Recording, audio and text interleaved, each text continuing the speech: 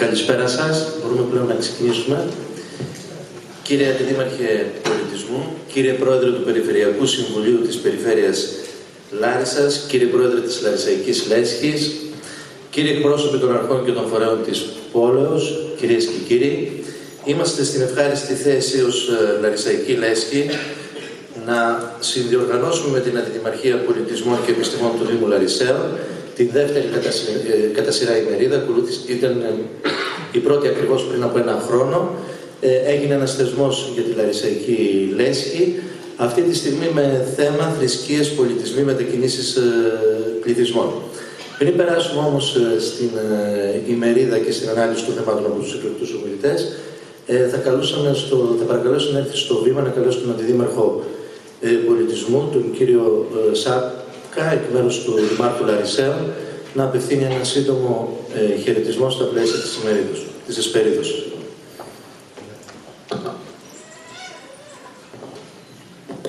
Καλησπέρα σας. Καταρχήν θα ήθελα εκ μέρους του Δημάρχου Λαρισαίων, του κυρίου Καλογιάννη, ο οποίος δεν θα μπορέσει να παρευρεθεί γιατί έχει εγγυημένες υποχρεώσεις, να καλωσορίσω στην πόλη μας την αυτού εξοχότητα, τον πρέσβη του Χασιμιτικού Βασιλείου της Ιορδανίας, και είναι τιμή για μας που είναι εδώ σήμερα. Πατέρες, Άγιοι Πατέρες, εκπρόσωποι φορέων και αρχών, κυρίες και κύριοι. Η Λάρισα έχει δύο χαρακτηριστικά. Είναι μια επίπεδη πόλη και το δεύτερο χαρακτηριστικό της είναι ότι έχει ένα πολύ έφορο κάμπο γύρω της. Αυτά τα δύο χαρακτηριστικά συνετέλεσαν ώστε στη 8.000 χρόνια ιστορία έχει, κατά τη διάρκεια αυτών των χρόνων, πάντα να ήταν μια ανοιχτή πόλη. Δεν είχε τύχη, ήταν έφορη περιοχή γι' αυτό και πάντα ήταν σημείο όπου γινόταν μετακινήσεις πολλών πληθυσμών, άρα και πολλών πολιτισμών, άρα και πολλών θρησκειών. Πάντα απορροφούνταν όλοι αυτοί. Η Λάρισα ήταν ένα μεγάλο χωνευτήρι λαών και πολιτισμών. Γι' αυτό και είναι πολύ σημαντικό που η εκδήλωση αυτή γίνεται εδώ σήμερα στη Λάρισα. Ο Δήμος Λαρισαίων πάντα στηρίζει όλες τις συλλογικότητες, όλους τους φορείς που αγαπούν την πόλη, που θέλουν το καλό της, που θέλουν να τη δουν ακόμα καλύτερη και βέβαια που έχουν και μία μεγάλη δράση. Η Λαρισαϊκή Λέσχη είναι ένας από τους φορείς αυτούς. Την ευχαριστούμε πολύ για τις ωραίες εκδηλώσεις που κάνει και ευχόμαστε καλή επιτυχία και στη σημερινή εκδήλωση.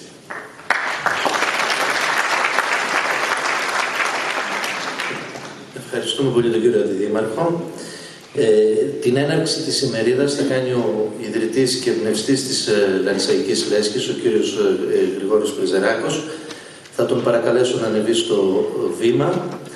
Το μόνο που θα πω είναι ότι ο κύριος Πρεζεράκος, το έχετε και οι περισσότεροι δει στην πρόσκληση, μπήκε σε αυτήν τη διαδικασία να δημιουργήσει έναν φορέα που έχει σαν μοναδικό στόχο, με πολύ αγάπη και φαντασία, να παρουσιάσει οτιδήποτε έχει σχέση, οτιδήποτε έχει ενδιαφέρον, οτιδήποτε μπορεί να προβληματίσει σχετικά με την πόλη μας. Κύριε Πρόεδρε, έχετε τον λόγο. Ευχαριστώ πολύ. Άγιοι Πατέρες, εκπρόσωπε της Περιφέρειας Λάρισας, ο κύριος Αντιδήμαρχος ήδη σας μίλησε, εκπρόσωπε του διοικητού της Στρατιάς. Φίλες και φίλοι, σας καλωσορίζω όλους σε αυτόν τον φιλόξενο χώρο του Δημοτικού Οδείου Λάρισσας, τον οποίο απλόχερα μας προσέφερε, όπως συνηθίζει να κάνει πάντοτε μέχρι σήμερα σε ό,τι αφορά την Λαρισαϊκή Λέσχη, η Αντιδημαρχία Πολιτισμού. Στο σεβαστό πάνελ θα αναφερθώ στη συνέχεια.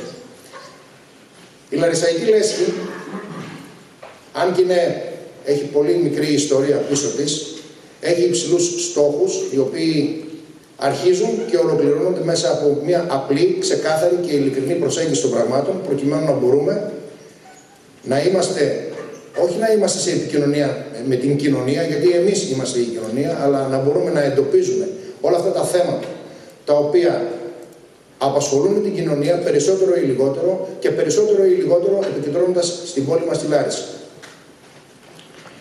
Παρόλο λοιπόν τη μικρή ιστορία μας, νομίζω ότι τα πάμε καλά μέχρι τώρα και τα 1000 μέλη που λέμε ότι έχουμε γραμμένα, και λέω ότι λέμε, διότι αυτά είναι απλώς εγγεγραμμένα. Θεωρώ ότι η λέσχη, σύμφωνα με τον πολιτισμό που εκπέμπει και το πνεύμα που την διακατέχει, την ιδρυτική της διακήρυξη αλλά και το καταστατικό της, είναι η λέσχη όλων των Λαρισαίων. Το λέει και το λογότυπό μας, μία πόλη, μία λέσχη. Δεν έχουμε διαχωρισμούς, δεν βάζουμε μπροστά μας θέματα τα οποία ενδεχομένως κάτω από μια προσέγγιση μιζέριας μας χωρίζουν. Θεωρούμε ότι όσο πιο ενωμένοι είμαστε, ας υπάρχουν και θέλουμε να υπάρχουν και διαφορετικές απόψεις, τόσο περισσότερο καλό και περισσότερο καλύτερη προσέγγιση και πιο επιτυχημένη προσέγγιση στην αλήθεια θα έχουμε, ώστε να βρίσκουμε λύσεις στο βαθμό που μπορούμε για την πόλη. Σε αυτή την περίπτωση, η λέσχη και οι άνθρωποι της σκεφτήκαν ότι η ευλογημένη χώρα μας, η Ελλάδα, βρίσκεται σε μια περιοχή η οποία, σε αυτήν της νοτιοανατολικής Μεσογείου, η οποία είναι μια περιοχή υψίστου παγκοσμίως ενδιαφέροντος από γεωπολιτική αλλά και πολιτιστική άποψη.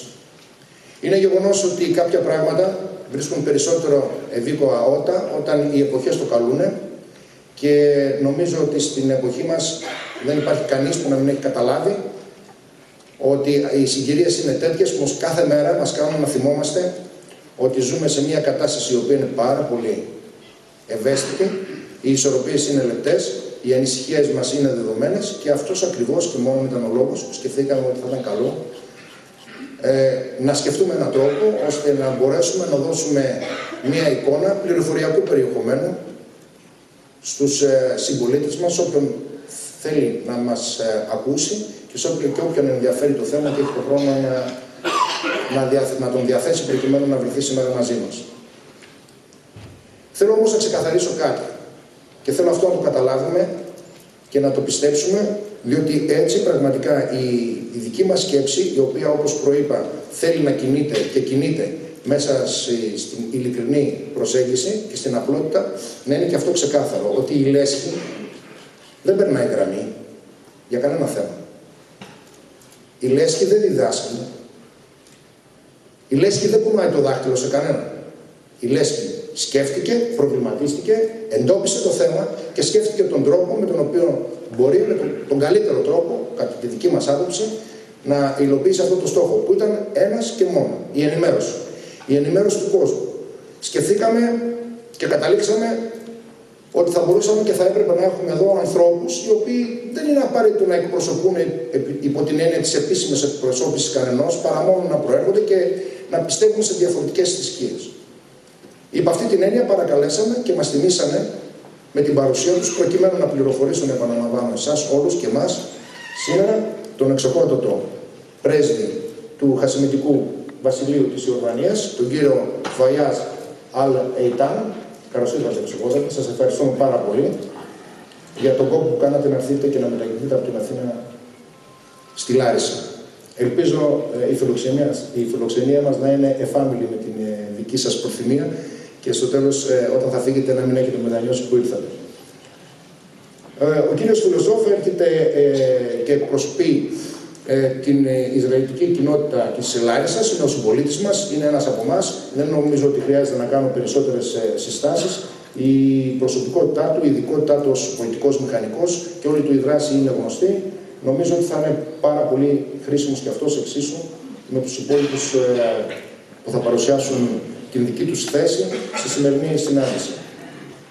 Έχουμε μαζί μας και τον Αρχιμανδρίτη, τον κύριο Νικηφόρο Κοντογιάννη, ο οποίος νομίζω είναι γνωστός στη Λάρισα. Είναι η ψυχή και το σώμα της ενορίας του Αγίου Γεωργίου.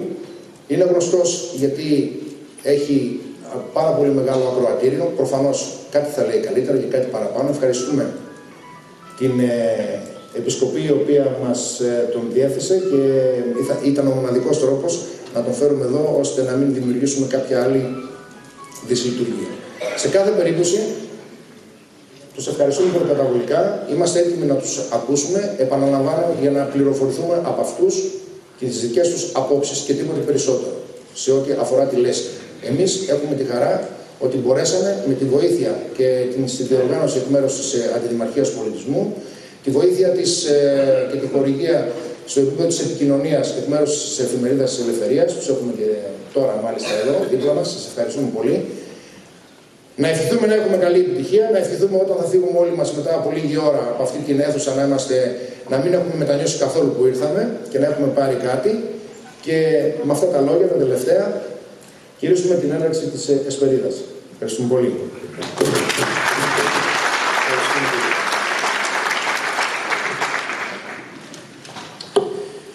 Ο πρώτος κατά σειρά ομιλητής είναι ο πατήρ Νικηφόρος Κοδογιάννης.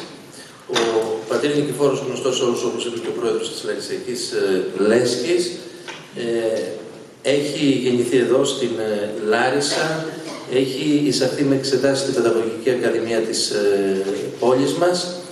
Το 1971 αποφοίτησε από την Εκκλησιαστική Σχολή Θεσσαλονίκης και το 1973 κήρυται μοναχός στην Ιερά Μονή Κομνηνίου Στομείου Λαρίσης και λαμβάνει το όνομα Νικηφόρος προς τιμή του Αγίου Νικηφόρου Πατριάρχου Κωνσταντινούπολεως. Το 1974 τον συναντούμε στη Λάρισα να χειροτονείται διάκονος από τον μακαριστό Μητροπολίτη Λαρίσης κύριο Θεολόγο και τον Ιανουάριο του 1997 χειροτονείται ιερέας από τον Σεβασμιότατο Μητροπολίτη Κήτρους Κατερίνης και Πλαταμόνος κύριο Αγαθόνικο στον Ιερό Ναό Μεταμορφώσεως Πλαταμόνος, λαμβάνοντας το φύγιο του Πνευματικού και Αρχιμανδρίτη, ενώ από εκεί και πέρα εκτελεί το πνευματικό του έργο ως ιεροκήρυκας της Ιεράς Μητροπόλεως Κήτρους και Κατερίνης, εκδίδοντας ένα περιοδικό το οποίο έπεσε στα χέρια πάρα πολλών, φαντάζομαι, το Περίπατη στη Γαλιλαία. Τον Μάρτιο του 2001 λαμβάνει το πτυχίο του Τμήματος Πνευματικής και Κοινωνικής Θεολογίας της Θεολογικής Σχολής του Αριστοτελείου Πανεπιστημίου Θεσσαλονίκης. Από το 2005 βρίσκεται στην Ιερά Μητρόπολη Λαρίσης και Τυρνάβου και από τον Μητροπολίτη Λαρίσης και Τυρνάβου κ. Ιγνάτιο τοποθετείται προϊστάμενος του ενοριακού Ιερού Ναού του Μεγαλομάρτυρα Αγίου Γεωργίου, όπου αναπτύσσει μεγάλη δράση. Σε αυτήν δεν χρειάζεται να αναφερθώ. Η τελευταία του, για μένα αξιόλογη δράση, έτσι και λίγο διαφορετική από τις προηγούμενες, στα Σισίδια δεν θέλω να αναφερθώ, στην πνευματική δραστηριότητα που αναπτύσσει με τους νέους δεν θα αναφερθώ. Εκείνο που μου έκανε εντύπωση είναι ότι δημιούργησε και μια ενοριακή φιλαρμονική, η οποία αποτελείται από 25 μέλη, στην οποία διδάσκουν καθηγητές μουσικής του Μουσικού Σχολείου, της Φιλαρμονικής του Δήμου και του Στρατού και έδωσε και έναν άλλο χρώμα στην ενορία του. Είναι ο πρώτος εκ των ομιλητών, δεν θα σας κουράσουμε περισσότερα. Σεβαστέ κατά την φορά έχετε το λόγο.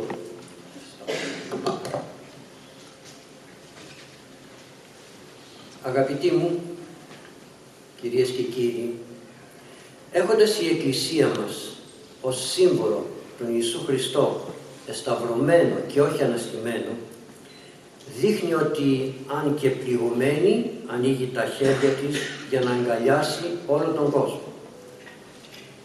Και αυτό είναι βίωμα κάθε Ορθοδόξου χριστιανού και μάλιστα του Έλληνα Ορθοδόξου χριστιανού. Γι' αυτό και οι λέξεις ρατσισμός και σοβινισμός δεν είναι ελληνικές, διότι οι Έλληνες είναι ανοιχτοί προς όλους και φιλικοί με όλα. Όμως προσέχουν πολύ και κρατούν πάντοτε τα καλά και ωφέλιμα, καθώς συμβουλεύει και ο Μέγας Βασίλειος προς τους νέους. Αλλά και ο Θεός Λόγος και Δημιουργός, όταν απεκαλύφθηκε, συναναστράφηκε με τους ανθρώπους εν σάρκος, δεν έδωσε εντολή στους μαθητές του να κατακτήσουν τον κόσμο, ούτε να τον καταστρέψουν, ούτε να τον αλλάξουν, αλλά τους είπε «Πορευθέντες μαθητεύσατε πάντα τα έθνη», χωρίς διακρίσεις, χωρίς εμπάθειες, μυσαλλοδοξίες, προκαταλήψεις, πάντα τα έθνη. Αυτό σημαίνει ότι αν συναντήσετε ανθρώπους που κάποιοι τους έχουν ποδοπατήσει και τους έχουν τσακίσει σαν το καλάμι πάνω στη γη ή που προσπαθούν να σβήσουν το φως της ζωής τους, εσείς να τους στηρίξετε και να τους δώσετε ζωή, γιατί εγώ είμαι η ζωή, να τους πείτε την αλήθεια, γιατί εγώ είμαι η αλήθεια, και να τους δείξετε τον δρόμο, γιατί εγώ είμαι η οδός. Αλλά και ο Απόστολος Παύλος, όταν ήλθε στην Ελλάδα, βρήκε έναν λαό που δεν αποστρεφότανε τους ξένους, διότι ο ξένος ήταν προστατευόμενος του ξενίου Διός και ο οικέτης προστατευόμενος του οικεσίου ή οικετησίου Διός. Ο ξένος ήταν φίλος και ο οικέτης πρόσωπο ιερό. Οι Έλληνες πίστευαν ότι πολλές φορές οι θεοί περιέρχονταν με τη μορφή ξένου της πόλης για να ελέγξουν αυτοπροσώπως σε ποιες από αυτές επικρατεί η ευνομία και η θεοσέβεια και σε ποιες υπάρχει ύβρις και αθεοφοβία. Ο νόμος προέβλεπε ακόμη και δίωξη εναντίον των πολιτών που παρέβαιναν το ιερό καθήκον της φιλοξενίας και της ασυλίας, τις γνωστές δίκες κακοξενίας. Είναι γνωστό τέλος ότι οι Έλληνες για την φροντίδα των ξένων διοργάνωσαν και αυτό που σήμερα θα λέγαμε κοινωνία των πολιτών, πρωτοβουλίες δηλαδή και συσπυρώσεις και αδελφότητες πολιτών που είχαν ως σκοπό τους την φιλοξενία και είναι γνωστές με τα ονόματα ξένοι ή φίλοι των ξένων. Διατηρούσαν δε οι Έλληνες και ειδικό κοινό ταμείο για την κάλυψη των εξόδων φιλοξενίας. Ο Απόστολος Παύλος έθεσε την άσκηση της αρετής της φιλοξενίας σε καθημερινή φροντίδα. Της φιλοξενίας μη επιλανθάνεστε, λέει.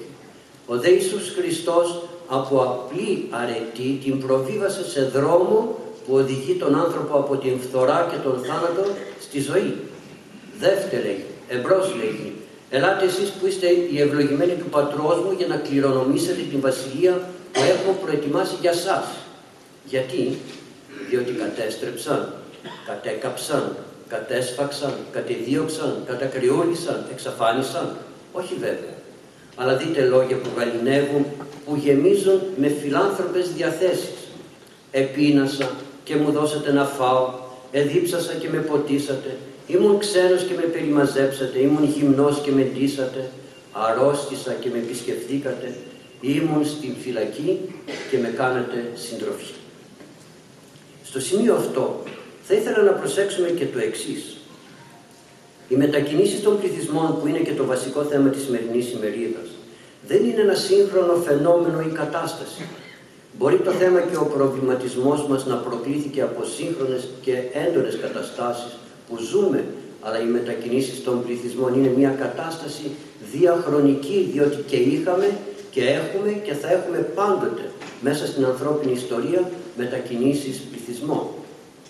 Πρέπει όμως να κατανοήσουμε ότι όλες αυτές οι μετακινήσεις δεν έχουν πάντοτε την ίδια αφορμή ούτε και τον ίδιο στόχο.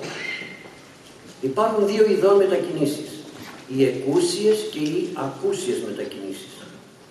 Εκούσιες μετακινήσεις συμβαίνουν εξαιτίας μιας προσωπικής ή συλλογικής απόφασης, όπως τότε στον πύργο της Βαβέλ, όπου όλοι οι άνθρωποι είχαν μία γλώσσα και μία φωνή και αποφάσισαν όλοι μαζί να κτίσουν έναν πύργο και μετά να σκορπίσουν σε όλη την γη. Ακούσιες μετακινήσεις έχουμε εξαιτίας μιας καταστροφής ή μιας απειλής, όπως ο Ιωσήφ με την Παναγία και το παιδί, το βρέφος, κατέφυγαν στην Αίγυπτο εξαιτίας της απειλής του ηρώου. Στόχος βέβαια του μετανάστη είναι να επιτύχει προσωπικά ή συλλογικά κάτι καλύτερο ή κάτι διαφορετικό από την υπάρχουσα κατάσταση της ζωής του. Η Ορθόδοξη Εκκλησία μας το θέμα της μεταναστευτικής κίνησης των ανθρώπων δεν το αντιμετωπίζει με νόμους και δεσμεύσεις ή ως μια κατάσταση ή ως ένα πρόβλημα και ως θέμα για μελέτη. Η Εκκλησία μας το θέμα της μετανάστευσης το αντιμετωπίζει ως θέμα φυσικό και αυτονόητο. Το αντιμετωπίζει ως προσωπικό της βίωμα, διότι ζει και κινείται ως μετανάστης και όχι ως καθεστώς.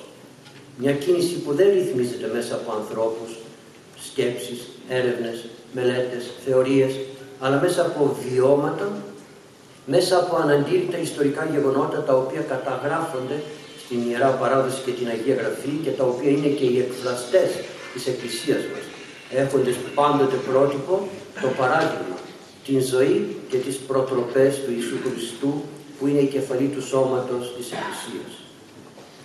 Η ζωή του πρώτου ακόμη ανθρώπου επί της γης αρχίζει με μία ακούσια μεταναστευτική κίνηση. Τότε που ο Θεός έπλασε τον άνθρωπο, φύτεψε παράδεισο κατά Ανατολάς και τον μετακίνησε εκεί για να ζήσει. Και έτσι το μήνυμα του Αποστόλου Παύλου στην προς Εβραίους επιστολή ηχεί έντονα στα αυτιά μας. Δεν έχουμε εδώ μόνιμη πατρίδα, αλλά την αιώνια επιζητούμε. Η δεύτερη μετανάστευση του ανθρώπου είναι ακούσια, ως αποτέλεσμα μιας αχαριστίας του ανθρώπου, από τη μία πλευρά, παρακοή της επιθυμίας του ευεργέτου δημιουργού, και από την άλλη μιας τιμωρίας και φιλανθρωπίας συγχρόνως του φιλοξενούντος ευεργέτου και δημιουργού, η εκδίωξη από τον παράδεισο της τρυφής, για να αποφευχθεί μια καταστροφή, για να μην γίνει το κακό αθάνατο. Από εκεί και μετά η ζωή της Εκκλησίας μας είναι μια συνεχής μέριμνα και φροντίδα του μετανάστη, για να ξεφύγει τις παγίδες, τα παραπλανητικά καλέσματα, τους καταστροφικούς συλλογισμούς, τον λάθος δρόμο που πήρε και τρέχει και δεν φτάνει, με μοναδικό σκοπό να τον βοηθήσει να επιστρέψει και πάλι στην ποθηνή πατρίδα, την πόλη, την αγαπημένη, την καταβαίνουσα εκ του ουρανού από του Θεού, έτοιμη ως νύμφη και στολισμένη για τον άνθρωπό της, όπως λέγει η Αγία Γραφή. Η Ορθόδοξη Εκκλησία μας ποτέ δεν εκμεταλλεύεται την κατάσταση και την ανάγκη επιβίωσης του μετανάστη. Έτσι λοιπόν η Εκκλησία μας στέκεται σαν φάρος που φωτίζει, καθοδηγεί και πάντοτε καλεί με τα λόγια του Ιησού Χριστού. Ελάτε κοντά μου όλοι οι κουρασμένοι και οι φορτωμένοι με διάφορα βάρη και εγώ θα σας ξεκουράσω. Και φυσικά τα καράβια ψάχνουν για φάρους και όχι φάροι για καράβια.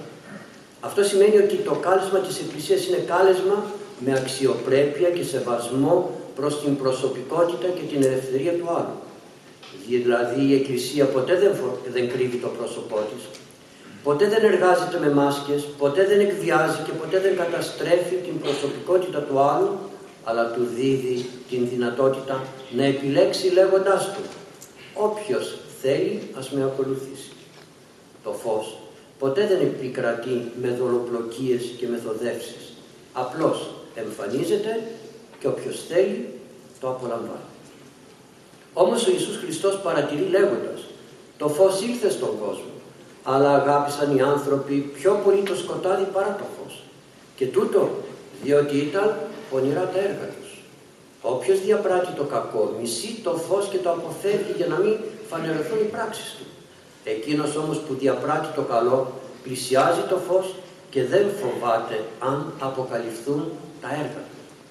Δηλαδή η στάση μας απέναντι στο φως έχει και κάποιες φυσικές συνέπειες για όποιον το ακολουθεί ή δεν το ακολουθεί. Καθώς λέγει «Εγώ είμαι το φως του κόσμου και όποιος με ακολουθεί δεν θα περπατήσει στα σκοτάδια, γιατί θα έχει το φως της ζωής».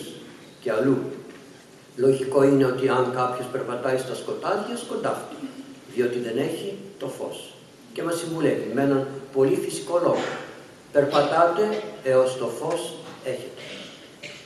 Η Εκκλησία μας στέκεται και σαν γλώσσα. Στέκεται, κινείται, καλεί, προστατεύει, θυσιάζεται για αυτόν που ακούει το κάλεσμά της και καταφεύγει κοντά της, ζητώντας την προστασία της, καθώς λέει ο Κύριος «Πάρα πολλές φορές θέλησα να σας προστατέψω κάτω από τα φτερά μου, όπως προστατεύει η γλώσσα τα πουλάκια της, αλλά εσείς δεν θελήσατε».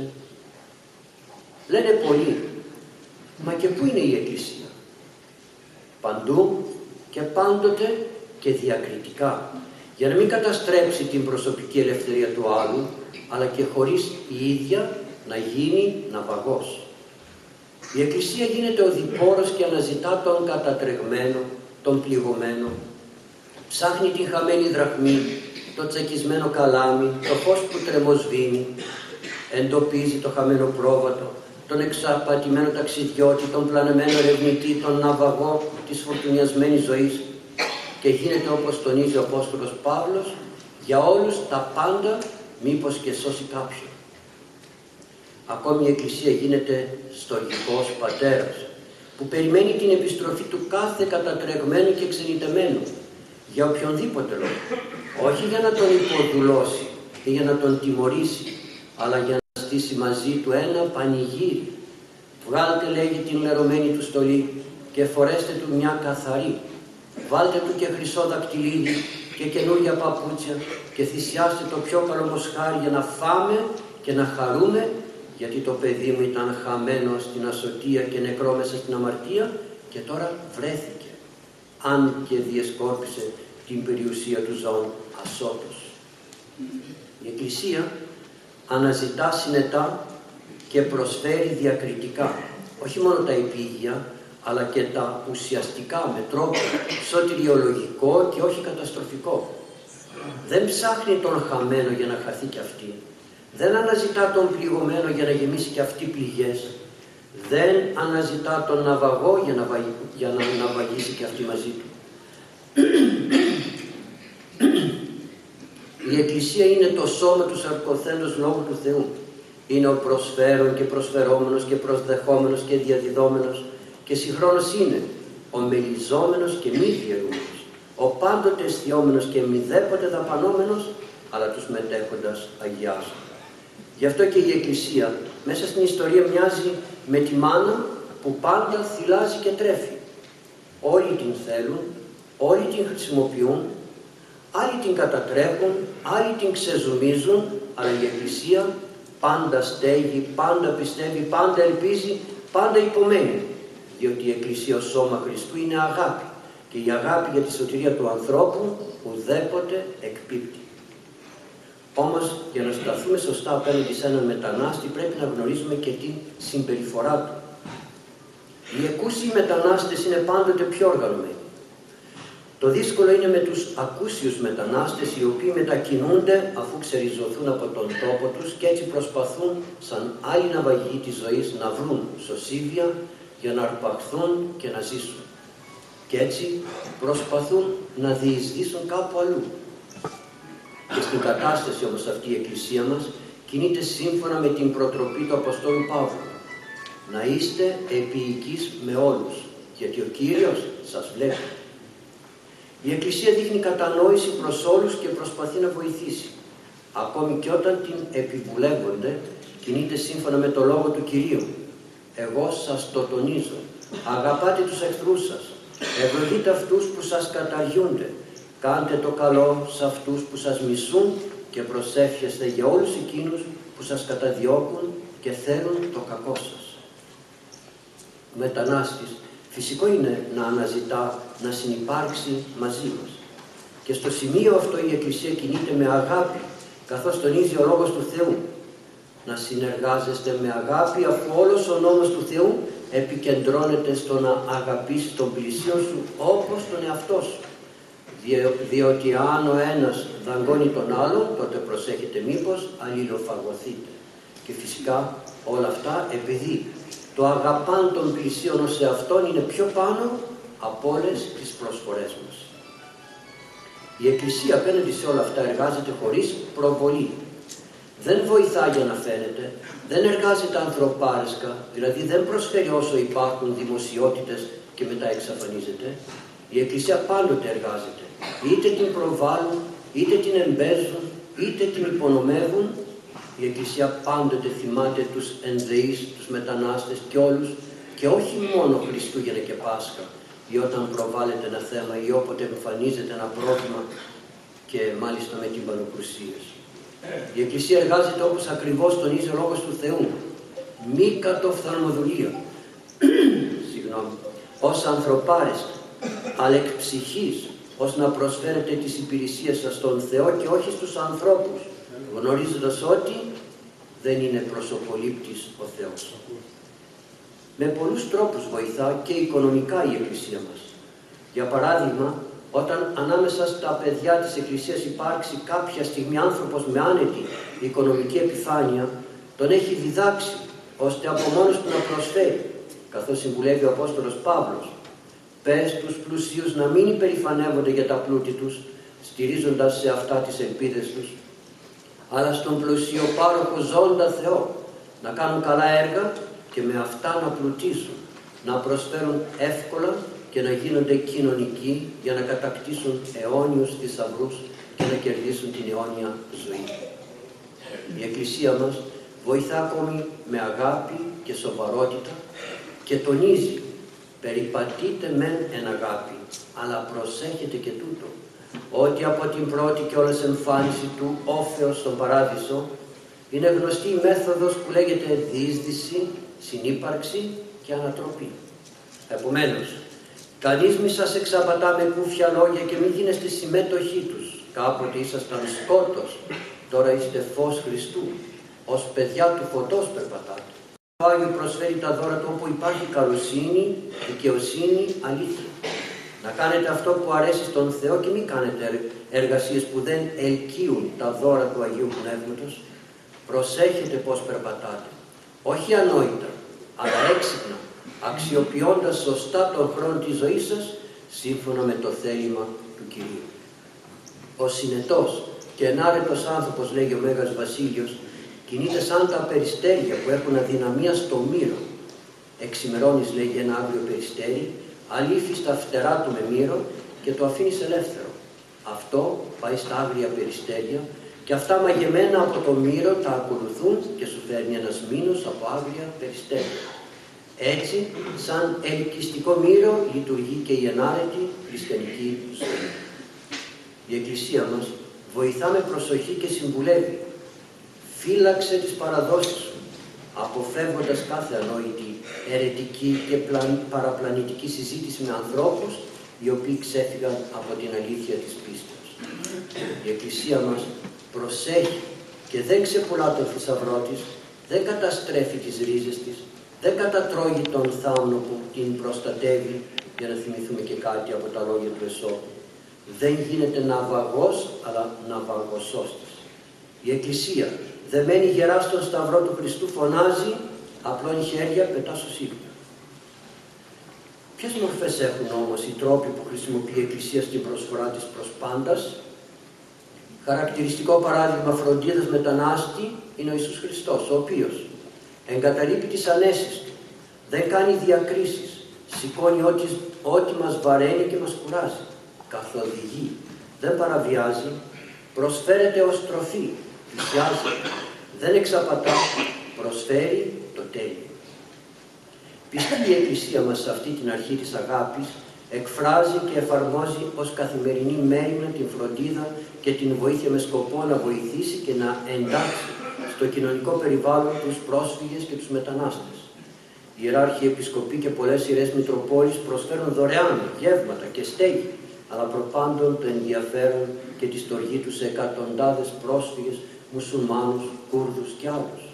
Επίσης, στον πόλεμο της Ιουγκοσλαβίας η Εκκλησία μας προσέφερε βοήθεια προς χριστιανούς και μουσουλμάνους, Σέρβους και Κωσοβάρους αδιακρίτως.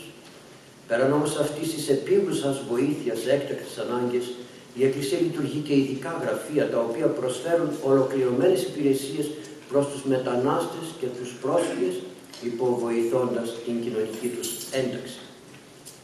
Το Κέντρο Συμπαραστάσεως Μεταναστών και το Οικουμενικό Πρόγραμμα Προσφύγων της Εκκλησίας μας, με ειδικευμένο στελεχειακό δυναμικό από κοινωνικούς επιστήμονες, νομικούς, κοινωνικούς λειτουργούς και φιλολόγους, παρέχει στους μετανάστες, τους πρόσφυγες και τους οικέτες ασύλου υπηρεσίες προσανατολισμού, συμβουλευτικής, νομικής στήριξης και προστασίας εκμάθησης της ελληνικής γλώσσης, πρόσβαση σε υπηρεσίες υγείας, βοήθειας προς νομιμοποίηση, προσωρινής στέγασης και τροφής και προστασίας γυναικών που βρίσκονται σε κίνδυνο ή είναι θύματα οποιασδήποτε μορφής βίας. Επιπλέον, οι συνεργάτες των γραφείων αυτών δεν παραλείπουν να επισκέπτονται αλλοδαπούς κρατουμένους σε κρατητήρια ή τις φυλακές και να επιλαμβάνονται των προβλημάτων των οικογενειών των αλλοδαπών κρατουμένων. Η Εκκλησία επίσης δεν παραλείπει και να εύχεται και να προσεύχεται υπέρ των ξένων. Είναι γνωστό σε όλους ότι οι ξενώνες αποτελούσαν τον σπουδαιότερο θεσμό και ίδρυμα σε όλη την Βυζαντινή περίοδο. Και οι ξενώνες αυτοί λειτουργούσαν όχι μόνο στις μεγάλες πόλεις και στις πρωτεύουσες, αλλά και σε επαρχιακές κομμοπόλεις, σε κεντρικές οδικές αρτηρίες και φυσικά και στα μοναστήρια. Μια παράδοση που μέχρι και τις ημέρες μας συνεχίζεται από τους μοναχούς και από κάποιες ενορίες που έχουν περισσότερες δυνατότητες. Οι ξενώνες αυτοί προορίζονταν τόσο για τους ξένους, όσο και ως προσωρινή στέγη όλων εκείνων που βρίσκονταν σε δύσκολη θέση και δεν είχαν στέγη. Φυσικά δεν μιλάμε για ξενοδοχεία επιπληρωμή, αλλά για δωρεάν παρεχόμενη στέγαση. Αυτοκράτορες, επίσκοποι, αξιωματούχοι και μοναχοί αναφέρονται από τους ιστορικούς της εποχής ως ιδρυτές και ανακαινιστές τέτοιων ξενώνων.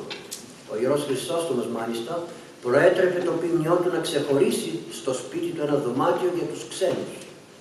και οι μαρτυρίες των ιστορικών βεβαιώνουν ότι πολλοί πιστοί είχαν μετατρέψει ολόκληρο το σπίτι τους σε ξενώνα, ενώ άλλοι άφηναν τεράστια χρηματικά ποσά για την ίδρυση και λειτουργία ξενώνων. Σε όλους μας είναι γνωστός και ο Άγιος Σαμψόν, ο ξενοδόχος.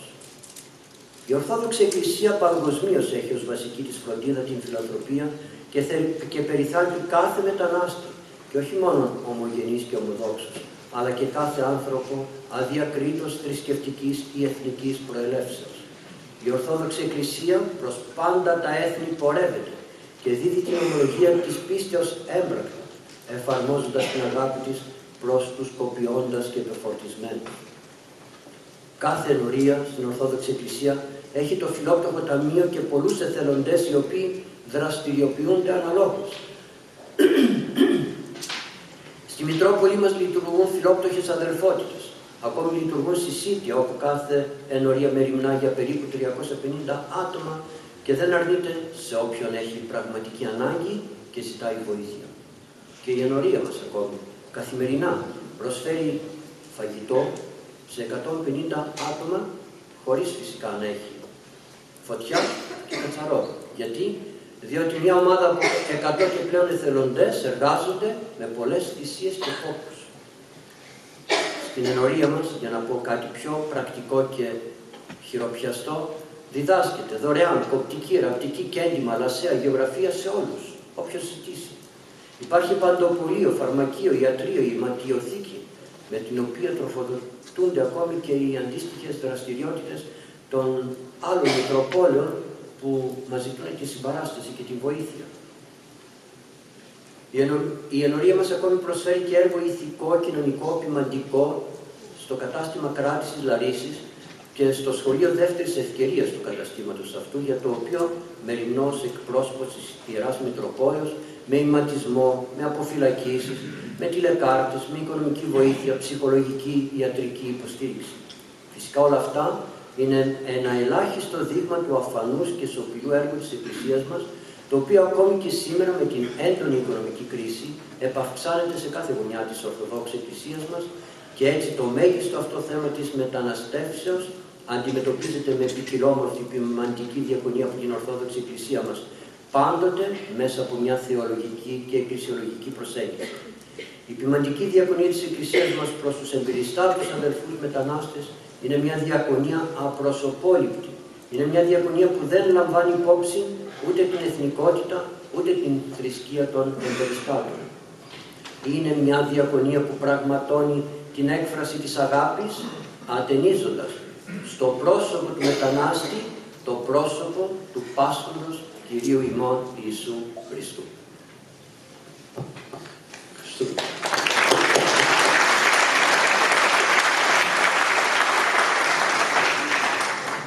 Ευχαριστούμε τον πατέρα Νικηφόρο για την θεολογική ερμηνεία που προσέδωσε στο προσφυγικό.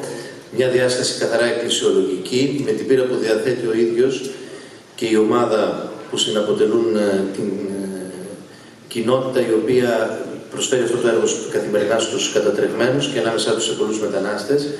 Δύο σημεία από την ομιλία του θα μου επιτρέψετε να κρατήσουμε, ότι οι λέξεις ρατσισμός και σοβινισμός δεν είναι ελληνικές, μου έκανε εντύπωση, διότι πρέπει να το θυμόμαστε αυτό, οι Έλληνες είναι πάντα ανοιχτοί και φιλικοί προς όλους. Το γεγονός ότι η Εκκλησία αντιμετωπίζει το θέμα της μετανάστευσης, όπως είπε, φυσικά και αυτονόητα, το αντιμετωπίζει ως προσωπικό της βίωμα, διότι η ίδια ζει και κινείται ως μετανάστης και όχι ως καθεστώς.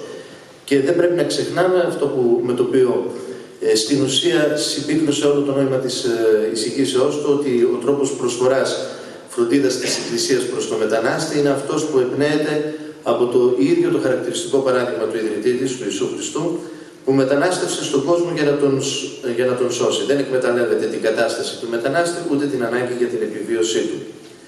Δεύτερος στη σειρά ομιλητής της Εσπερίδας είναι ο κύριος Ηλίας Φιλοσόφ, τον καλησπέριζουμε. Ο κύριος Φιλοσόφ, και αυτός γνωστός στην δική μας πόλη, είναι πολιτικός μηχανικός του Αριστοτελείου Πανεπιστημίου Θεσσαλονίκης. Είναι κατασκευαστής διαφόρων ιδιωτικών και δημοσίων έργων και αντιπρόεδρος της Ισραηλιτικής κοινότητας της Λάρισσας. Με ενδιαφέρον περιμένουμε να ακούσουμε και τη δική του εισήγηση. Φαντάζομαι στο τέλος του με τα συμπεράσματα ότι θα προσεγγίσει το θέμα από την πλευρά της Ισραηλιτικής θρησκείας, του εβραϊκού πολιτισμού και φυσικά του εβραϊκού λαού και της ιστορίας του, που και αυτός έχει γνωρίσει το ξεριζωμό και την προσφυγιά. Κύριε Φιλοσόφε, έχετε το λόγο.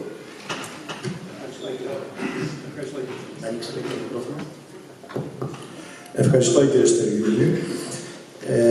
Κύριε εκπρόσωποι των ορχών, κυρίες και κύριοι, η ιστορία του ανθρώπου είναι σε μεγάλη έκταση εξιστόρηση μαζικών μεταναστεύσεων και των επιπτώσεών τους. Οι ανθρώπινοι πολιτισμοί βρίσκονται σε μόνιμη ρευστότητα. Μέσα στις χιλιετίες, μικροί απλοί πολιτισμοί συγχωνεύονται σταδιακά, σχηματίζοντας μεγαλύτερους και πιο σύνθετους. Σήμερα, οι επιστήμονες εκτιμούν ότι η μετανάστευση του ανθρώπινου είδους ξεκίνησε πριν περίπου 70.000 χρόνια από την Ανατολική Αφρική, εξαπλώθηκε στην Αραβική Χερσόνησο, κατέκλυσε την Ευρώπη και την Ασία, πέρασε από το Βερίγγιο Πορθμό στην Αμερικανική Ήπειρο και από τη σημερινή Ινδονησία στην Αυστραλία και στην Οκεανία. Ακόμη και στο πρώιμο αυτό στάδιο, όπου πρωταρχική ανάγκη ήταν η έβρεση τροφής και η επιβίωση, ο άνθρωπος έδειξε τη βία φύση του. Για λόγους που έχουν σχέση με την μεγαλύτερη ταχύτητα της βιολογικής του εξέλιξης σε σύγκριση με τα υπόλοιπα είδη, παραδείγματος χάρη η ευφυΐα του, η ανακάλυψη της φωτιάς, ο άνθρωπος στην πορεία του μέσα στον χρόνο εξαφάνιζε πληθώρα άλλων ειδών, πολύ πιο δυνατόν ανατομικά από τον ίδιο, παραδείγματος χάρη του μαμούθ, και ακόμη και συγγενικών του ειδών, παραδείγματος χάρη ο άνθρωπος του Νεάντερθαλ. Σαν αποτέλεσμα, κάποια στιγμή η τροφή δεν ήταν αρκετή και έτσι ο άνθρωπος από κυνηγός έπρεπε να γίνει παραγωγός της. Έτσι ξεκίνησε η ανάπτυξη της γεωργίας σε περιοχές με κατάλληλες συνθήκες, παραδείγματος χάρη Μεσοποταμία. Όμως, όταν υπήρχαν αντίξωες κλιματικές συνθήκες, όπως η ανομβρία, μεγάλες ομάδες ανθρώπων αναγκαζόντουσαν να μεταναστεύσουν σε αναζήτηση τροφής και ασφάλειας από τις πιο υποβαθμισμένες στις πιο έφορες περιοχές του πλανήτη. Οι νεοφερμένοι, όταν κυριαρχούσαν, αλλίωναν τη γλώσσα, τα ήθη και τα έθιμα του ντόπιου πληθυσμού, με αποτέλεσμα την αφομοίωση και τη δημιουργία νέων λαών. Η πρώτη γνωστή μετανάστευση λαών είναι των Ινδοευρωπαίων, από τις στέπες βόρεια της Μαύρης Θάλασσας, σημερινή Ουκρανία, στην Ανατολική Ευρώπη, στην Μικρά Ασία και στη Βόρεια Ινδία, από το 4.000 π.Χ. μέχρι το 1000 π.Χ. περίπου. Στον ελλαδικό χώρο, τα Ινδοευρωπαϊκά φύλλα κατέρχονται από το 1900 π.Χ., οι αρχαίοι παραδείγματος χάρη, έως το 1100 π.Χ., νωρίς, καταλύοντας προγενέστερους πολιτισμούς, τον Μινωικό, τον Κυκλαδικό και δημιουργώντας έναν καινούριο, τον Μικηναϊκό. Η επόμενη μεγάλη μετανάστευση των λαών πραγματοποιείται από τον 1ο έως τον 5ο μετά Χριστόν αιώνα στην Ευρώπη, με την κάθοδο των Γερμανικών, Σλαβικών και Τουρκομογγολικών φύλων που κατέλυσαν τη Ρωμαϊκή Αυτοκρατορία, σηματοδοτώντας και το τέλος του αρχαίου κόσμου. Ένας από τους λαούς που υπέστησαν βαριές τις συνέπειες της βίας μετανάστευσης είναι ο Εβραϊκός. Η ιστορία της διασποράς των Εβραίων ξεκινά το 700 π.Χ. όταν οδηγήθηκαν στην εξορία από τους Βαβυλωνίους. Αρκετούς αιώνες αργότερα, όταν επαναστάτησαν κατά της Ρωμαϊκής κατοχής, 66 π.Χ. 135 μετά Χριστόν, εξορίστηκαν και πάλι και τους απαγορεύτηκε να κατοικούν στην Ιερουσαλήμ, όπου ήταν το θρησκευτικό τους κέντρο, ο ναός του Σολομώντα, που καταστράφηκε από τους Ρωμαίους. Ο λαός του Ισραήλ εξαπλώθηκε σε όλη τη Μεσογειακή Λεκάνη, την Αραβική Χερσόνησο, τη Βόρεια Αφρική, από όπου πέρασε στην Ιβηρική Χερσόνησο, όπου οι Εβραίοι κατάφεραν να διαπρέψουν και να αναπτυχθούν σε όλους τους τομείς. Η κοινότητα αυτή ξεριζώθηκε τον 15ο αιώνα με την ανακατάληψη της χώρας από τους χριστιανούς βασιλείς, την εκδίωξη των Μαυριτανών Αράβων και με εργαλείο την ιερά εξέταση της Καθολικής Εκκλησίας και τα εγκλήματά της. Οι Εβραίοι κατέφυγαν αφενός στην Ιταλία και τα εδάφη της Οθωμανικής Αυτοκρατορίας, όπως η Ελλάδα, και αφετέρου στην Κεντρική Ευρώπη. Αλλά και από εκεί, εξαιτίας των διώξεων της Αγίας Ρωμαϊκής Αυτοκρατορίας, Καρλομάγνους, αναγκάστηκαν να μετακινηθούν ακόμη πιο ανατολικά, στη σημερινή Πολωνία και Ρωσία, όπου μάλιστα δημιουργήθηκε η μεγαλύτερη εβραϊκή κοινότητα της Ευρώπης. Το τελειωτικό χτύπημα στη Διασπορά δόθηκε από την ναζιστική Γερμανία με την εξολόθρευση σε ένα βιομηχανικά οργανωμένο δίκτυο εργοστασίων θανάτου 6 εκατομμυρίων Εβραίων στην Ευρώπη. Το κατάπτυστο αυτό έγκλημα αποτελεί το μεγαλύτερο όνειδος της σύγχρονης ανθρωπότητας. Όσοι απέμειναν κατευθύνθηκαν κυρίως προς το νεοσύστατο Ισραήλ και την Αμερική. Αυτό που πρέπει να ερευνηθεί στην προσφυγική οδύσσια του συγκεκριμένου λαού είναι το γιατί.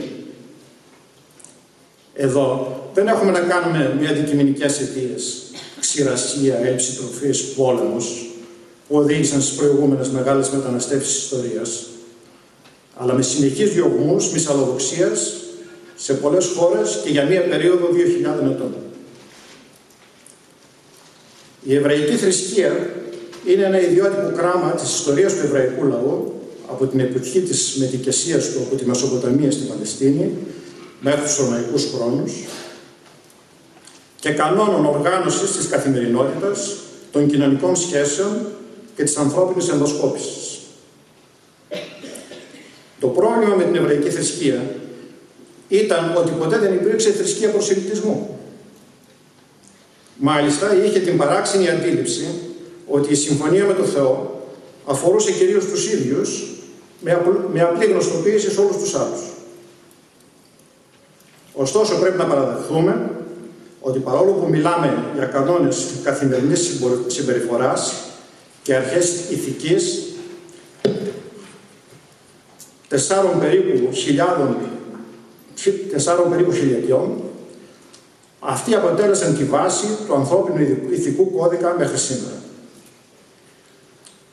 Αντίθετα, η χριστιανική θρησκεία, που ξεκίνησε από μια μικρή εβραϊκή ομάδα με προσελητιστική αντίληψη και στόχο όλους τους ανθρώπους, βρήκε γόνιμο έδαφος και σε μια από τις μεγαλύτερες ανατροπές της ιστορίας ανέτρεψε τον πολυθεϊσμό σε όλη τη Ρωμαϊκή Αυτοκρατορία. Η επιτυχία του χριστιανισμού αποτέλεσε πρότυπο για μια ακόμη μονοθεϊστική θρησκεία, το Ισλάμ, που ξεκινώντας τον 7ο μετά Χριστό αιώνα από την Αραβική Χερσόνησο και κινούμενη με ακόμη πιο επιθετικό προσελητιστικό ζήλο, κατέκτησε μια απέραντη έκταση από τον Ατλαντικό ωκεανό μέχρι και την Ινδονησία. Αποτέλεσμα της άρνησης των Εβραίων στη μεγάλη πλειοψηφία τους να προσελητιστούν στις νέες παγκόσμιες θρησκείες ήταν να προκαλέσουν την απομόνωσή τους και την εχθρότητα του συνόλου σχεδόν του τότε γνωστού κόσμου.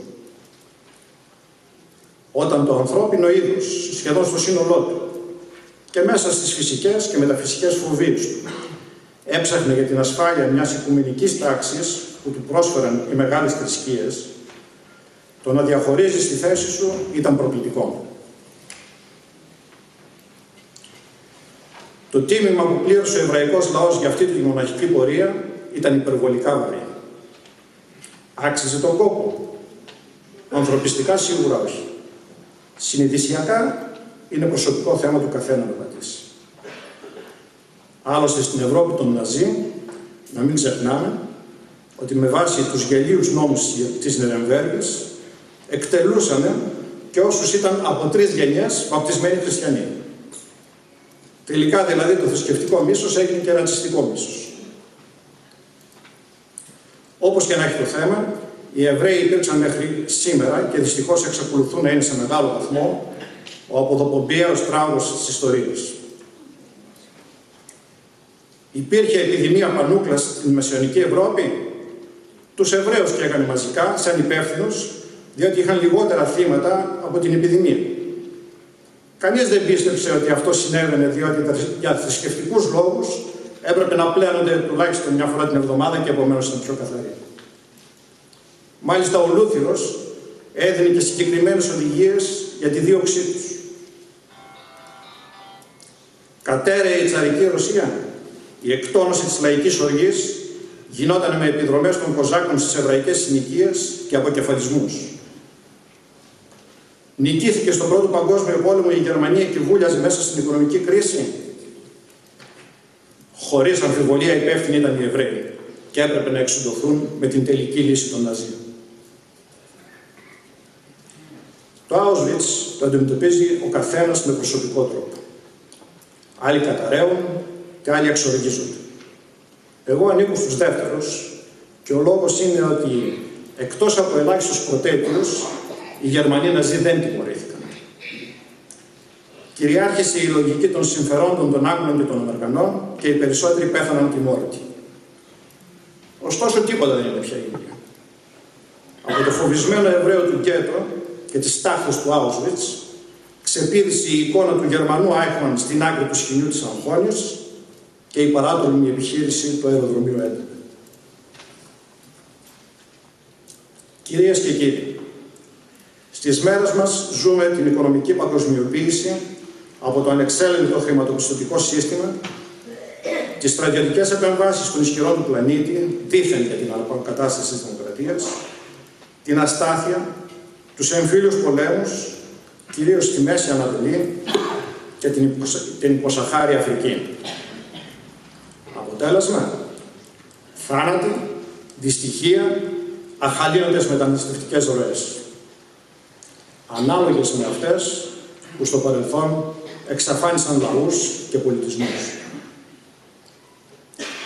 Η σύγκρουση των συμφερόντων, ιδιαίτερα στις περιοχές που παράγουν πετρέλαιο, οδηγεί χώρες όπως το Ιράκ και η Συρία σε διάλυση, εκατομμύρια ανθρώπους στους δρόμους προσφυγιάς. Η Μεσόγειος και το Αιγαίο έχουν μετατραπεί σε νεκροταφεία αθώων παιδιών. Η χώρα μας, στη μέση μιας πρωτοφανούς οικονομικής κρίσης, φορτώθηκε ένα προσφυγικό βάρος εντελώς δυσανάλογο με τις δυνατότητές της λόγω της γεωγραφικής της θέσης. Η υποκριτική συμπεριφορά των περισσότερων Ευρωπαίων εταίρων οδηγεί την Ελλάδα και την Ιταλία, αλλά και την Ιορδανία, το Λίβανο, την Τουρκία, στο ρόλο της αποθήκης προσφύγων. Ο ρατσισμός και οι φιλετικές διακρίσεις, ανεπίτρεπτες από τα συντάγματα των περισσότερων ευρωπαϊκών χωρών, αντικαταστάθηκαν από το εφεύρημα των δίθεν πολιτισμικών διαφορών, όχημα ακραίων συντηρητικών ομάδων. Λύση. Η υποστήριξη εκείνων των πολιτικών δυνάμεων σε παγκόσμια κλίμακα που είναι υπέρ της ειρήνης, του αφοπλισμού, του ελέγχου του ασίδωτου χρηματοπιστωτικού συστήματος και των διεθνών μονοπωλίων. Οι λαοί των ισχυρών χωρών να πιέσουν τις κυβερνήσεις τους να αφήσουν ήσυχες τις μικρές χώρες. Μεταξύ μας δεν το βλέπω, διότι τα συμφέροντα είναι πολύ μεγάλα και χρειάζεται και παγκόσμια συνεννόηση. Δύσκολα πράγματα. Όμως η ελπίδα πεθαίνει τελευταία. Σας ευχαριστώ πολύ που με ακούσατε.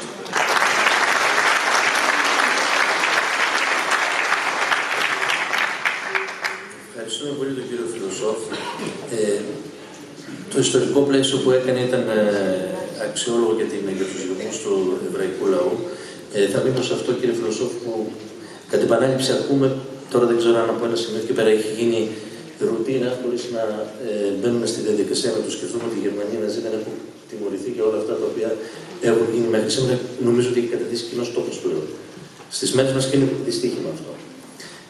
Οι στρατιωτικές επεμβάσεις των ισχυρών σε όλα αυτά τα μέρη, όπως πολύ εύσοβα είπε ο κ. Φιλοσόφ, είναι μια αιτία που δημιουργεί όλο αυτό το πρόβλημα στην περιοχή μας. Οι συγκρούσεις των συμφερόντων σε περιοχές που έχουν πετρέλαιο επίσης είναι μια άλλη αιτία. Εγώ θα κρατήσω ως κατακλείδα της όλης εισηγήσεως του κ. Φιλοσόφ ότι θα ήταν καλό να υποστηριχθούν πλέον πολιτικές δυνάμεις, οι οποίες θα νοιάζονται για την ειρήνη και την σταθεροποίηση στην περιοχή τη δική μας και γενικότερα σε παγκόσμια κλίμακα. Τον ευχαριστούμε πολύ. Τελευταίο αφήσαμε τον κύριο πρέσβη του Χασεμιτικού Βασιλείου της Ιορδανίας. Είχα την τιμή πριν από λίγο να βρεθώ μαζί του και να τα πούμε από κοντά. Χάρηκα πάρα πολύ που τον γνώρισα. Όταν μου έστειλε το βιογραφικό και το κοίταξα, έλεγα τώρα τι να πρωτοπώ εδώ πέρα. Η διπλωματική του πορεία είναι εκπληκτική. Στο μόνο στο οποίο θα μου επιτρέψει να μείνω, να στοχεύσω, είναι ότι έκανε σπουδές και στην Ελλάδα. Λοιπόν, βρέθηκε στο Πάντιο Πανεπιστήμιο στην Αθήνα, σπούδασε πολιτική επιστήμη και διεθνείς σπουδές, ξέρει άψογα ελληνικά. Πριν το διαπιστώσετε εσείς, εγώ ήδη το έχω διαπιστώσει αυτό το πράγμα. Ένας άλλος προβληματισμός που μπορεί να γεννηθεί εδώ πέρα είναι τώρα, εάν ακούσετε τον κύριο, μάλλον θα ακούσετε τον κύριο πρέσβη, ο οποίος γνωρίζει τόσο καλά ελληνικά, σκεφτείτε τη δική μας τη θέση και το πόσο καλά μιλάμε εμείς ελληνικά στη συνέχεια. Γνωρίζει επίσης αγγλικά και γαλλικά. Έχει πάρει μέρος, από ό,τι βλέπω, και σε πάρα πολλά εκπαιδευτικά σεμινάρια και στις δραστηριότητες τους, αυτό το λέω για τους νεότερους, μου άρεσαν πάρα πολύ, διάβασμα και ταξίδια.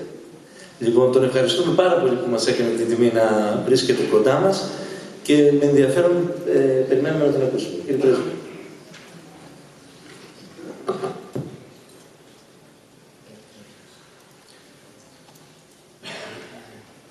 Ευχαριστώ πάρα πολύ, κύριε Στρογγυλή, για τα καλά σας λόγια. Άγιοι Πατέρες, κύριε Αντιδήμαρχε, για θέματα πολιτισμού, κύριε Πρόεδρε και εμπνευστής πάλι της Λαριστικής Λέσχης, κύριε Ομιλητή. Δεν ακούγεται.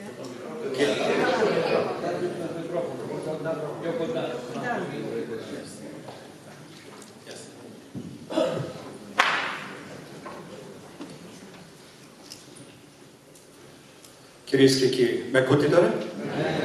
Ευχαριστώ πολύ.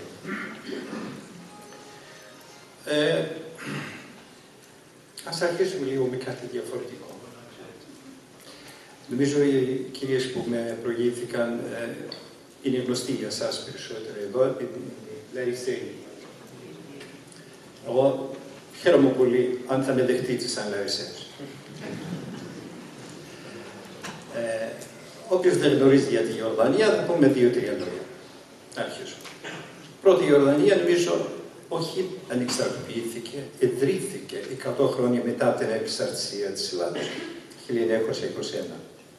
Στα πλαίσια της λεγόμενης Παναραβικής Επανάστασης, και γιατί λέω Παναραβική Επανάσταση, γιατί και εμείς τότε δεν ήταν στόχος της επανάστασης αυτής να ιδρυθεί αυτή η λεγόμενη σημερινή Ιορδανία. Και φέτος βέβαια γιορτάσαμε τα 100 χρόνια ακριβώς από τότε, γιατί 1916. Που δυστυχώς συμπίπτει με ένα δυσάρεστο που λέγεται Σάκης Πίκο, τύπου Ιάλτας. Τέλος πάντων. Η δυναστεία, η βασιλική δυναστεία που ακόμα από τότε μέχρι στιγμής τώρα κυβερνεί την Ιορδανία είναι η Χασιμιτικό, γι' αυτό λέγεται και η Ιορδανία του Χασιμιτικού βασιλείου της Ιορδανίας.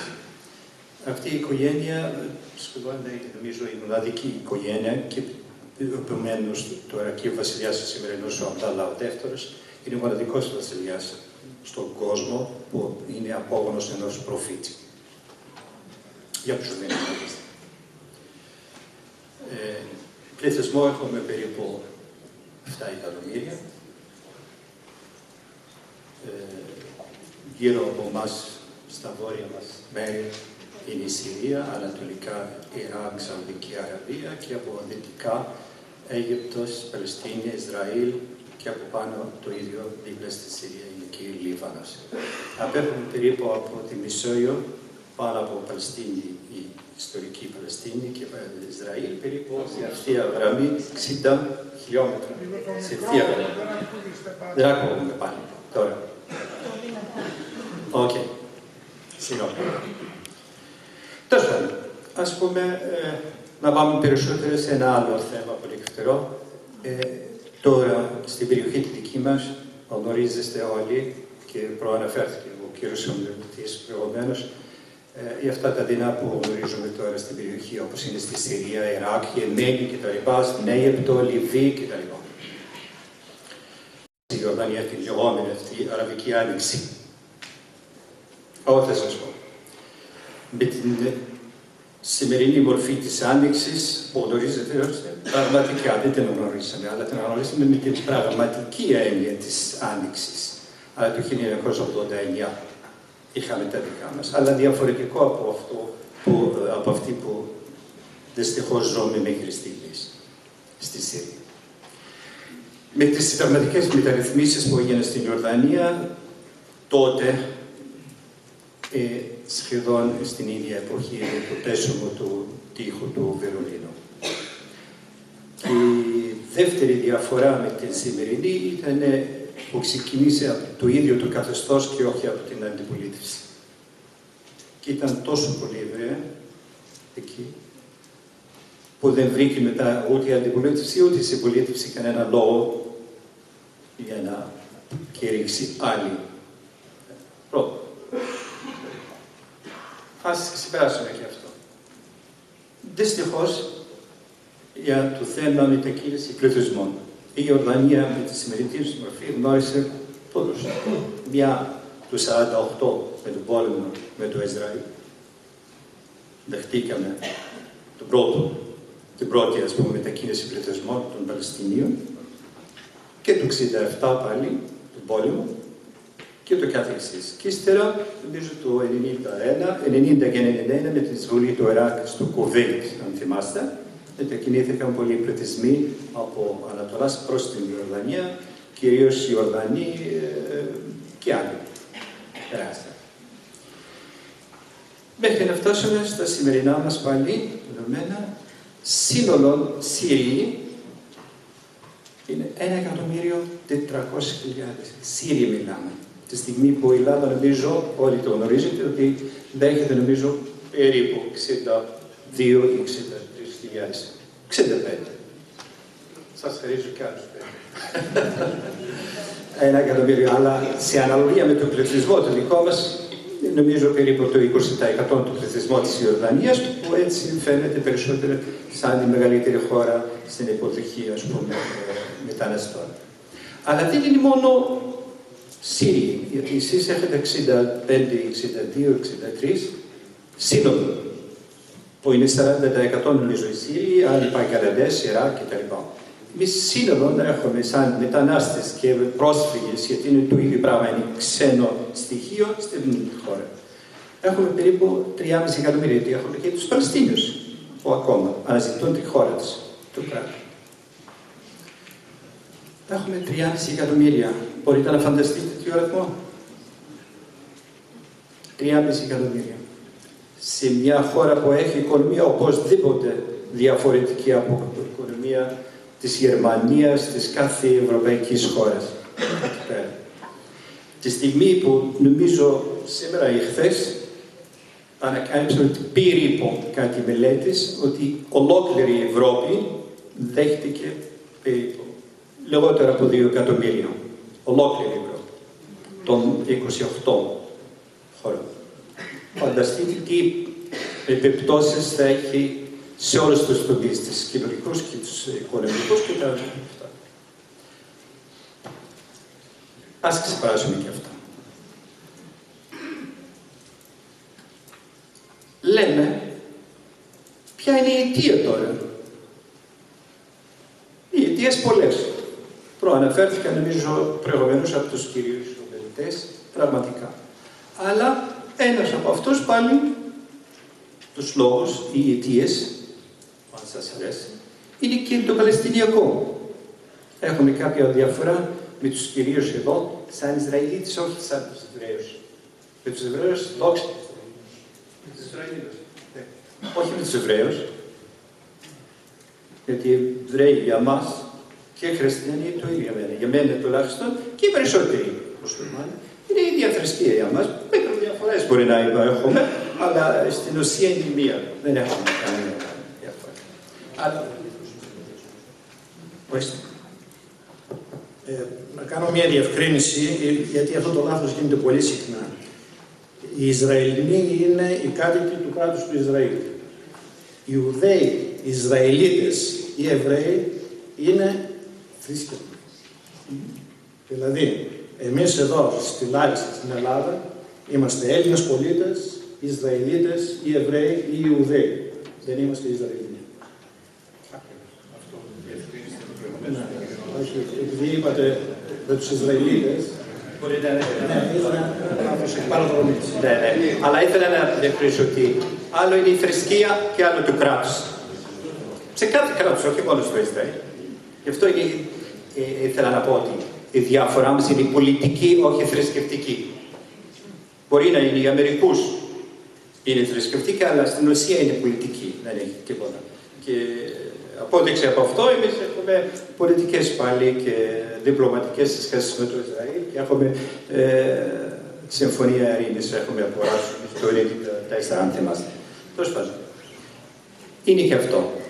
Οι περισσότεροι εξτρεμιστές που λέμε, ακραίοι που λέμε, της θρησκείας που λέμε, Ισλάμ, αν την χαρακτηρίζετε ότι είναι αυτόνομη θρησκεία. Εμείς για μας το Ισλάμ δεν είναι αυτόνομη. Εμείς, όπως έλεγα και προηγουμένως νομίζω στον κύριο Πάτερ, το Ισλάμ είναι μονοθεϊκή, όπως είναι και η Εβραϊκή, όπως είναι ο Χριστιανισμός, είναι μονοθεϊκή. Και ήρθαμε οπωσδήποτε να συμπληρώσουμε, όχι να φέρουμε κάτι καινούριο. Μια συμπλήρωμα, δηλαδή κατά βάση είναι τα ίδια. Πολλά είναι τα κοινά, μικροδιαφορές.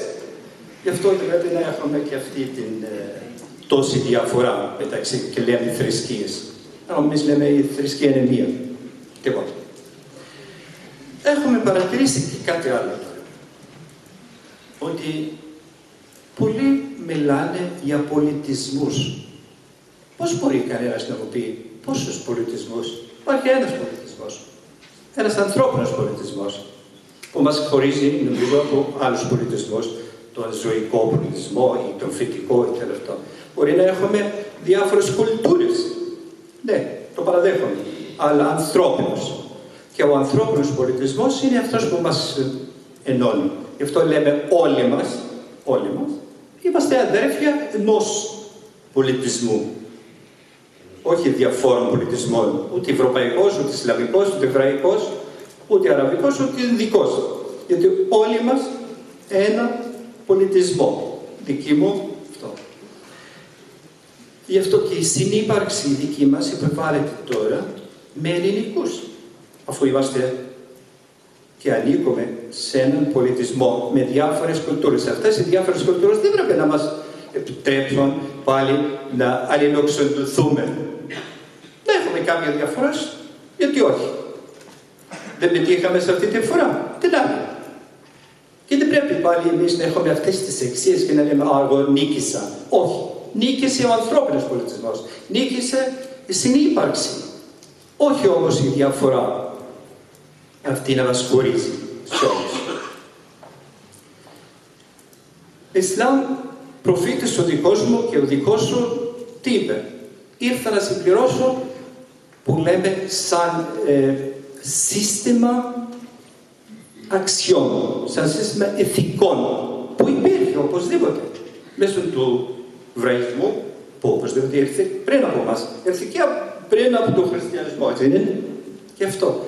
Δεν φέραμε κάτι καινούριο, να λέει ο άλλος ότι είμαστε καινούριο. Δεν ήρθαμε να ξεντώσουμε κανέναν. Εσείς που μας βαπτίζετε σαν μουσουλμάνοι καινούριοι, εμείς δεν είμαστε εχθροί σας. Ούτε τίποτα. Εξάλλου, ο Χριστός ο ίδιος είναι από την περιοχή τη δική μας. Ο Μωυσής είναι ειδικός μας άνθρωπος, πάρει της περιοχής. Ο Αβραάμ, όλοι είμαστε σχεδόν ξαδέρφια, παιδιά του Αβραάμ. Δεν λέμε το Μωάμεθ, δεν λέμε το Τάδε, όλοι μας μαζί, σε αυτή την περιοχή. Και οι περισσότεροι Απόστολοι, οι προφήτες, νομίζω είναι της περιοχής μας. Δεν είναι? Γι' αυτό εσείς κατά κάποιο τρόπο λέτε Αγιοι τόποι μόνο σε εκείνη την περιοχή. Παλαιστίνη, Ιορδανία, Συρία, γύρω-γύρω εκεί που ζούσανε, κάνανε, περάσανε όλοι. Γιατί και ο Αβραάμ ήρθε και από του Ηράκλειο, από την Βαβυλώνα, Μεσοποταμία προς τα εκεί. Έγιναν όλα αυτά τα μέρη, είναι, για μας είναι ιερά. Τα μέρη, και για σας νομίζω το ίδιο. Και είναι ανοιχτά μέχρι στιγμής. Ο Χριστός που βαπτίστηκε, στον Ιορδάνη τον ποταμό. Στη Λόβη, τώρα η Ιορδανία, απέναντι ακριβώς από την Παλαιστίνη και από το Ισραήλ, ακριβώς στη μέση. Ιορδάνης ποταμός, γιατί να μας χωρίζει ο Ιορδάνης ποταμός? Λίγα νερά που κυλάνε από εκεί, από τα υψώματα σχεδόν του Γκολάν και εκείνο στην Μικρά Θάλασσα. Γιατί?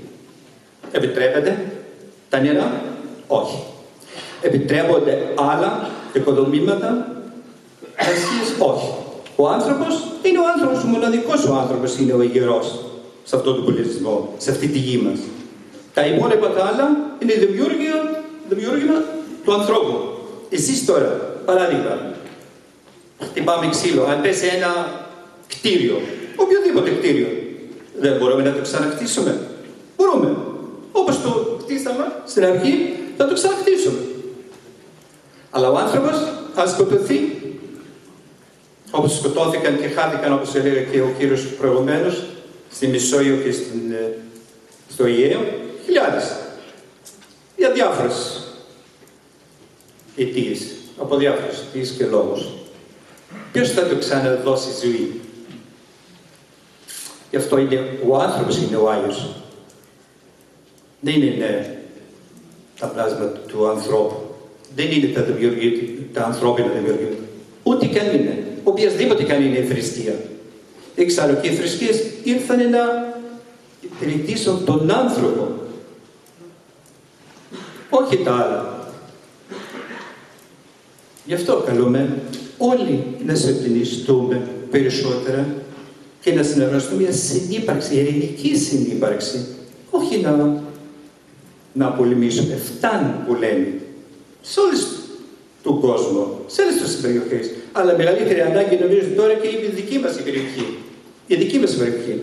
Και λέμε ξανά πάλι στη δική μας περιοχή εκεί πέρα ότι μεγαλύτερη ανάγκη έχει να λύσουμε το Παλαιστινιακό. Δεν θα αναπτύξω περισσότερο, νομίζω το γνωρίζετε τη θέση και της Ιορδανίας και άλλες χώρες εκεί πέρα. Συνεπάρξει δύο χώρες, δύο κράτη, δύο αυτό, αλλά ειρηνικά προπάντως. Ειρηνικά, να μιλήσουμε ειρηνικά. Με αυτό που γίνεται τώρα, είτε με το Ισραήλ, είτε με το άλλο, είναι νομίζω απαράδεκτο. Δεν είναι κάτι τέτοιο. Είναι απαράδεκτο.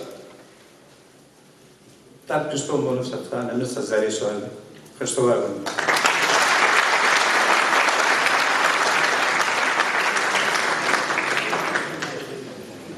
Με τον κύριο Πρέσβη.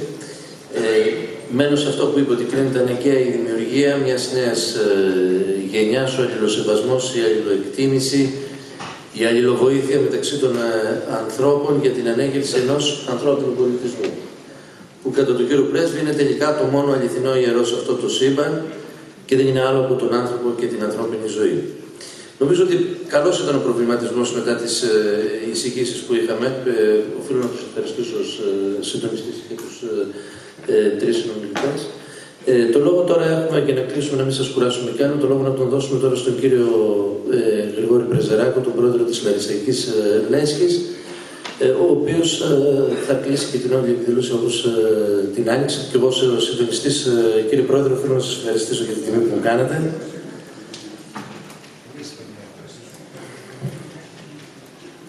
Και εύχομαι να συνεχιστούν αυτές οι εκδηλώσεις.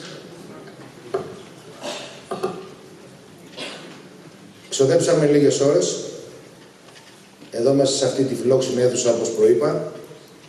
Κάποιοι άνθρωποι της Λέσχης ξοδέψανε πολύ περισσότερες για να μπορέσουμε σήμερα να είμαστε εδώ, να ακούσουμε όλα αυτά που ακούσαμε από τους τρεις προσκεκλημένους μας, να κρατήσει ο καθένας, επαναλαμβάνω αυτό που είπα και στην αρχή, με τη δική του κρίση αυτό που έχει αντιληφθεί και πιστεύει. Επαναλαμβάνω ότι κανείς από εμάς δεν φιλοδοξεί, δεν θέλει και δεν νομίζω ότι είναι ικανός να διδάξει και να κουνήσει το δάχτυλο. Και εγώ με τη σειρά μου να ευχαριστήσω όλους αυτούς οι οποίοι συμβάλλανε. Δεν θα ήθελα να επιμείνω περισσότερο στους ανθρώπους της Λέσχης που κουραστήκανε πολύ περισσότερο, αλλά να πούμε και να θυμηθούμε ότι μέσα στους τρεις εξαιρετικούς ομιλητές μας υπήρχε ένας καταλύτης, υπήρχε μια παρουσία η οποία έδεσε όλη την σημερινή βραδιά. Αυτή είναι στον συμπολίτη μας, μέλος της Λέσχης, τον φίλο, τον καθηγητή μας, τον διδάκτορα, τον αγαπητό μας τον κύριο Στεργιούλη. Ένα χειροκρότημα για τον κύριο Στεργιούλη. Εμείς σας ευχαριστούμε ακόμη μια φορά.